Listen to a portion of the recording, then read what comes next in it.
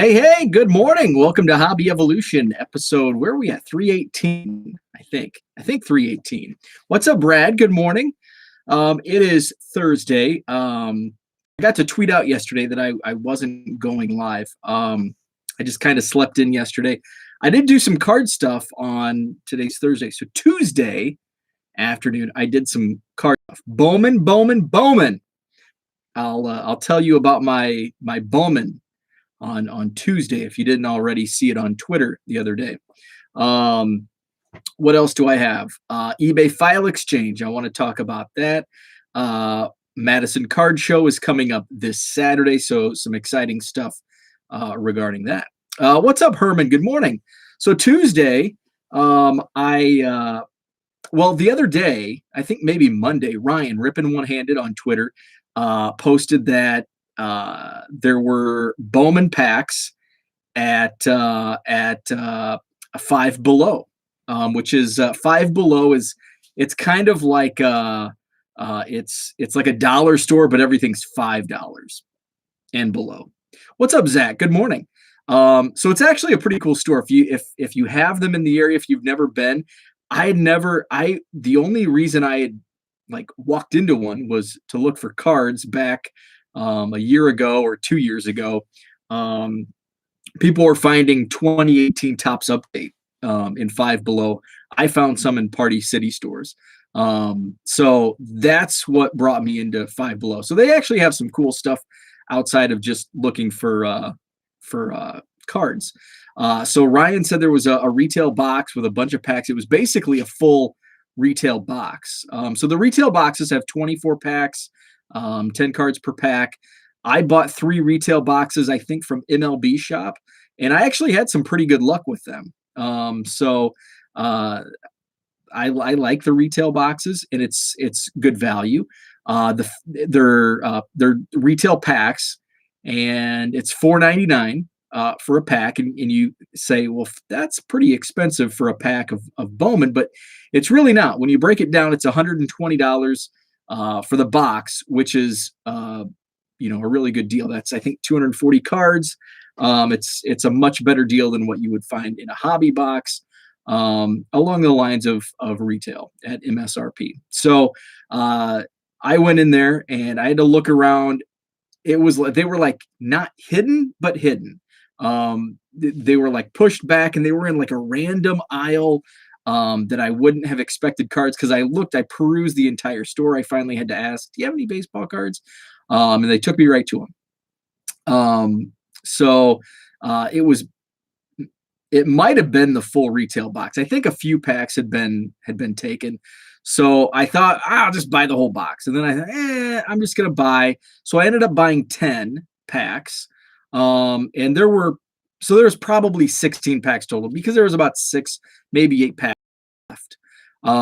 So I opened those, and I did pull a Javi Baez green parallel of 99. So that made it well worth it. And I think I pulled an Austin Martin first chrome. So, right there, good value. Really, when you break down and you think, well, $5 for a pack of Bowman is expensive. Excuse me, sir. Exactly. Where's your baseball cards? I feel like a 9-year-old.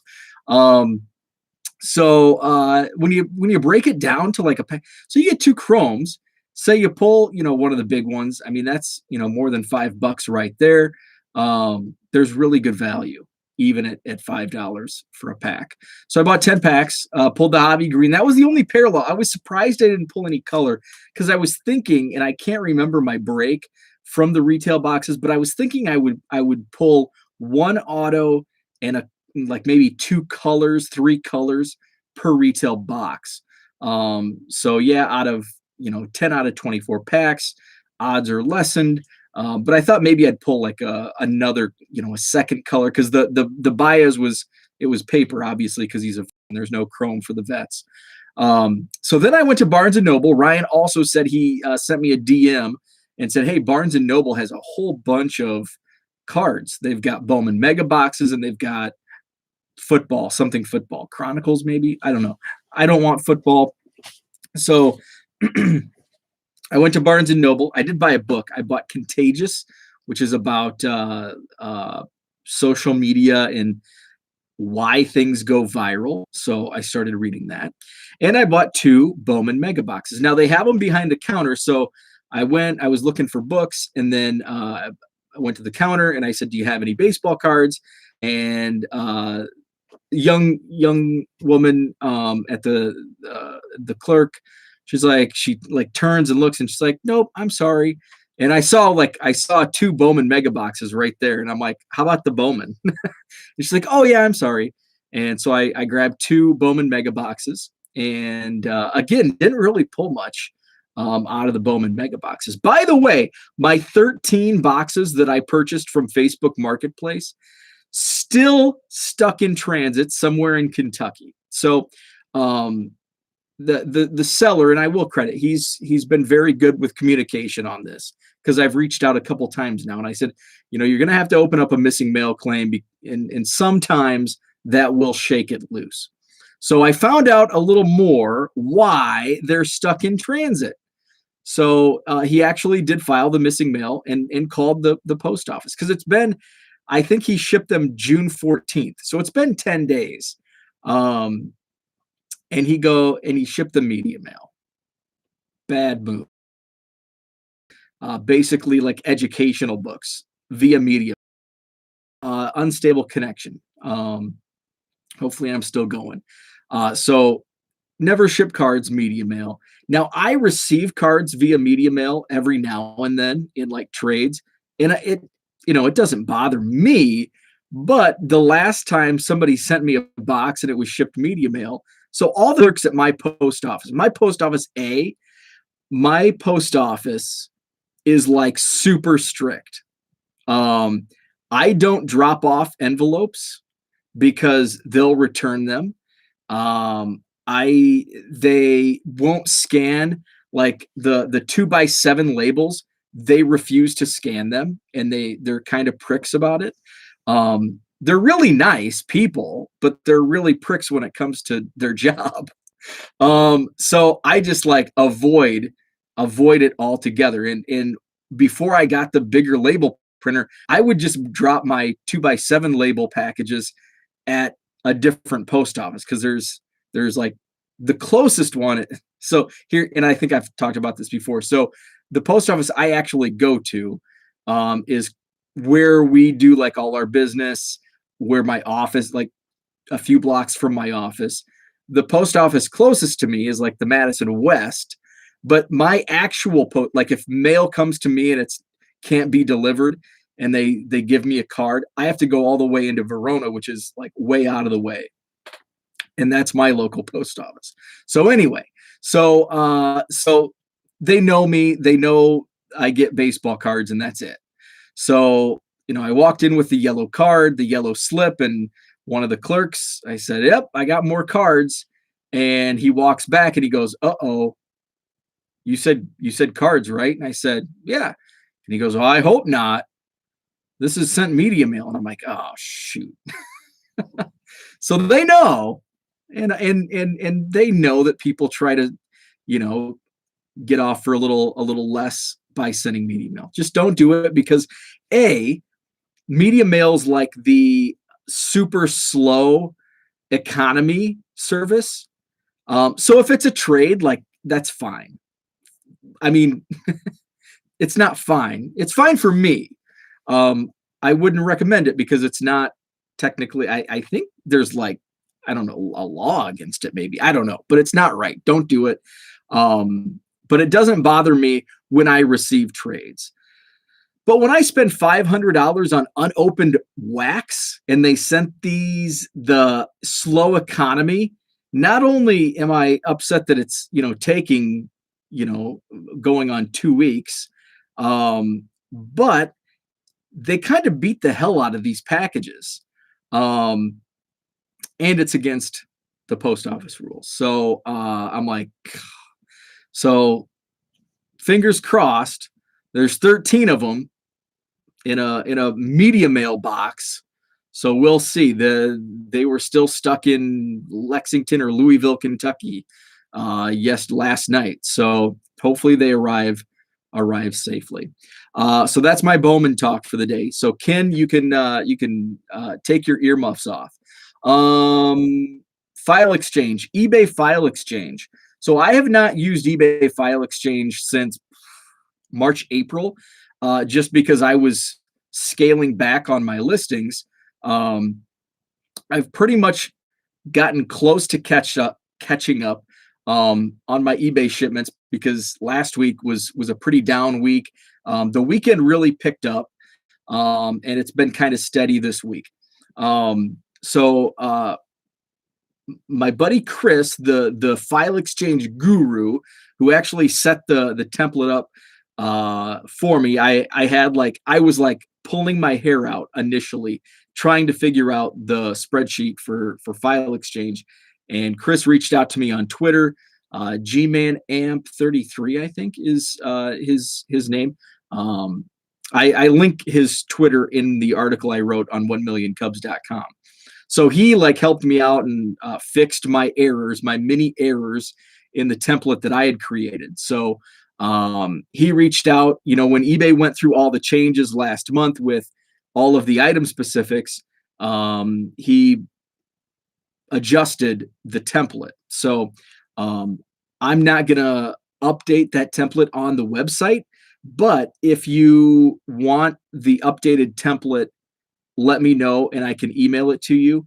My templates, there's going to be some I had to adjust from his, and you will likely have to adjust for mine. Like I have accept returns, I have free shipping, I have it set up to baseball. So there's just some minor tweaks. And Brad, I know I sent you the template, and so you're aware of what tweaks that need to be made. It's pretty similar to the old version. It's just some of the columns are rearranged. There's a couple additional. You got to have the player and the team in there, and that's really about it. So I hammered out 110 auctions last night on File Exchange, and they uploaded fine. So it does work. I did a test run before I started entering all that data. I did a test run with one auction. Oh, mine's also set up for auction, which is a quick fix. I think you just change it to like buy it now or whatever. So you're also gonna have to change the number of days. So mine has 7 days for a 7-day auction. You'll have to, if it's a buy it now, you'll have to change it to buy it now. You'll have to change it to good till GTC, good till canceled. So I did 110 auctions for 2021 Bowman, and mega box singles. So there's a bunch, and my phone was like blowing up last night with bids. I haven't run like this many auctions in I don't know how long, at least a year and a half, because I've been doing mostly buy it now since COVID. So it was kind of fun to get back into massive listings. So next Wednesday, Thursday, I'm going to be busy, which I think it's going into 4th of July weekend. So I hope it's not like super nice and we don't go out of town because I'll have a bunch of shipments to make. So that's File Exchange. I have the update. Shoot me a DM or reach out to me on Twitter if you want that, and I can email it to you. What else did I have to talk about today? I said Bowman, I said File Exchange, and more. And I don't think I really had anything. I just the Madison Card Show this weekend. But first, Zach says, Brad says, what about recommended specifics? So that's updated in the template. So I don't know. I don't remember what all item specifics are the recommended specifics. Everything is in the template that can go into eBay. So what I sent, you can add, like there's other columns, so you can add the recommended specifics. What I uploaded worked, so it's good for me. If you want to add more stuff, there's other columns. I think I don't have the template on this machine; it's upstairs, but everything's fine. The only additions that I made that I can think of, I mean, there's some outside of some tweaks. But the main things was team, a sport team, and player. And I think there's like not graded. So there's some other stuff, but the only stuff that I really had to fill in was that I didn't in the previous template was team and player, and sport, which usually I just do all one sport just to so I can copy and paste everything. Keep it as simple as possible. Kiss. Um, Zach says, "Do NFTs still exist? That went away like fidget spinners." Yeah, they did. Yeah, NFTs really bottomed out. I got in like at the well, I got in not at the right time, but I got in at a decent time where I think I made a profit of like $50 on Top Shot, NBA Top Shot. So um, I got in. I withdrew my money. I think I was able to withdraw like $75. So that leaves left me with a net of like 50. I still have like $20 in my account because I sold a couple. I sold a few moments for like $3 after my withdrawal. So I have like $18 left in my account. Which I'll probably just use to buy packs because there's like a $25 fee to withdraw money. You can't, you have to have like, I think $30 is the minimum you have to have in your account to withdraw. And then it's like $5. Um, it's just like offshore gambling websites. So NBA Top Shot in and out. That was my plan was strictly for pure profit. It was fun like opening a pack of NBA Top Shot. It was just like opening a pack of cards. Now that was also when they were, a little more valuable than what they are now. When you could flip a moment for $10 and almost pay back for the pack. But now that it's like the commons are like $1 or $2, it's kind of like buying a pack of tops or whatnot. Um, Only use one photo with file exchange. Yeah, so so I'm lazy like that. I only use one photo anyway, unless it's a high dollar card. I only use a front of the picture of the card, front picture of the card. So that's in a previous. There were a couple in file exchange where I would use different photos if it was like a vintage card with like stuff on the back. But yeah, I only use one photo on file exchange. Just to keep it simple. When it's 99-cent card, there's no reason to spend that extra time with a back picture of the card, unless there's the only reason I would do it if it's a 1965 tops with paper loss on the back. That's otherwise it's just a waste of time. Time is money and all that. Madison Card Show this weekend. We have a record number of tables, a record number of vendors. We're going to have around 35 vendors. We're at 45 tables. And I'm pretty like, I knew at May, I'm like, June's going to be one of our best shows. And I just had that feeling, and we haven't really promoted it. I haven't been promoting it like I had the April and May shows, just with everything else going on. But yeah, we've had great turnout, and looking to have a really big show. I mentioned earlier this week I'm taking more cards than ever. When I said I was going to scale back, I'm taking probably 16, 17 bargain boxes. I'm going to take about a half dozen monster boxes of commons just to sell those. So it's going to be a fun show. So our July show is the week before National. That's probably going to be, I think that's going to be more to our, I think, April was our, a slow show just because it was our very first. But we did have good turnout for our first show.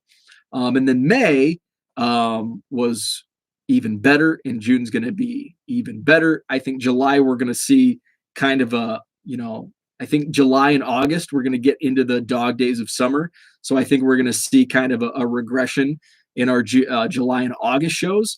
And then I think we'll pick back up in September. And then September, October, I think like October, November could be some big shows. We'll see. November is kind of one of those wild card months because I scheduled it for the Saturday of Thanksgiving. Knowing November is a tough month as it is, you start getting into the holiday season. My rationale behind scheduling it that weekend was a lot of people are out shopping on the Saturday of Thanksgiving. Now, on one hand, you could lose potential customers because they're out shopping.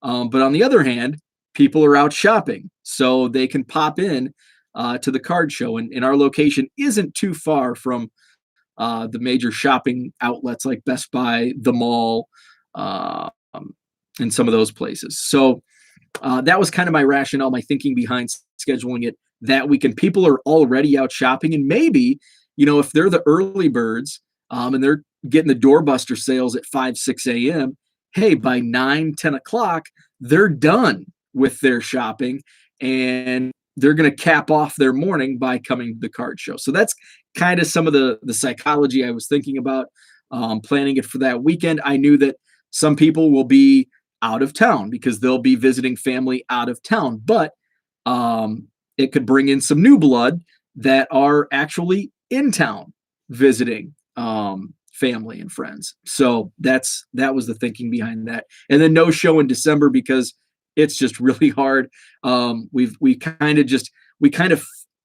didn't plan on having it basically the third weekend of every month. It just kind of fell that way with all the scheduling because I scheduled around other card shows in Wisconsin and some of the major shows in the Chicago area, obviously the National, and then in the fall, scheduling around Wisconsin Badger home games because we have a Saturday show. And then we have some other major events like the Taste of Madison, I was going to say Hunger Games, the CrossFit Games, and some of that stuff. So had to plan around some of those events, and it just so happened to fall. And then obviously when you start having it, toward the end of the month, well, December, what's the end of the month? Holiday, Christmas and New Year's. So it would have had to have been like, you do the Thanksgiving show on the 27th, and then, boom, 2 weeks later, you're doing another show. Like, I don't want to do that. Let's just take the entire month off. People are doing Christmas parties, all month long anyway. There's a lot to battle in December. So we'll just take it off, and then we can readjust and get down to business in January. What's up, David? Good morning. Take a great picture as well. eBay will hold stop your listing if you take a low resolution picture from Image Shack. I haven't, Brett, I heard you talk about that on one of your shows. I haven't had any issues with Image Shack. Now, I haven't used it. I used it last night. I didn't have any issues last night. And I haven't had any issues in the past with the Image Shack listings. Thank you for that, Brad. People will be in a spending mood that weekend. So that's what I had for today. Tonight we are back to trivia. We have not had we have a trivia team. There's like 7 or 8 of us guys that we used to do trivia every Wednesday night at a local sports bar. In fact, the only time, I think there's 7 of us. I think we've added an 8th since COVID because we did some Zoom trivias and added another couple. We have 7 of us, and we've been playing trivia. It started with my wife and I and another couple, and it was actually their idea. And we started at a restaurant back in like 2015. And then we went to Sprecher's was where we started and didn't like the vibe. So we went to World of Beer. It was better. And then all of a sudden we found out they didn't have one. So we went to Tanner's, which is a sports bar across the street. And then it just became kind of a husband's thing. So there's 7 of us. We had never had an entire full team for trivia until the very last night of bar trivia, which was when basically COVID shut everything down.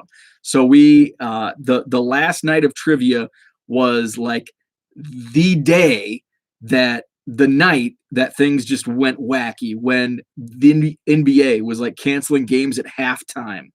That was the Rudy Gobert incident. Like the day after the Rudy Gobert incident, it was I think he did the sneeze or whatever, the cough on the microphone, like on a Monday or Tuesday, and then on Wednesday finds out that has COVID. And that Wednesday was our trivia night. And then obviously the next week there was no trivia. And the next 75 weeks there was no trivia. So we actually had to move locations. We're back at World of Beer, kind of where we started 6 years ago. So we're back at World of Beer. I think it's going to be a small group. Maybe only 3 of us can attend tonight, and we may actually do like a roving circuit. So because we usually play out here on the far west side. What's up, Dan? Good morning. We usually play out here on the far west side, which is kind of inconvenient for 2 or 3 of the guys. So maybe we'll kind of make it like home and home series. We'll do downtown or near west side, and then far west side home and homes. So excited for bar trivia tonight. First time since March 2020. Other than that, Friday, I did find I found a collection on Facebook Marketplace, just kind of a small $100 kind of junk. And I'll show you, or I'll tell you what it is. I found this last night, and I was thinking I may pick it up. It's not something that it's like, oh, I need this tonight, but it looks like there's some non-sports cards. There's some, I mean, just for the supplies alone, because there's a lot of boxes. There's empty boxes. Looks like there's some top loaders and some team bags, some non-sports cards, empty binders, which I have too many of as it is. Looks like maybe a Mork and Mindy bag of cards. E.T. I see some WCW with Ric Flair on the top. So it's kind of, can you see that?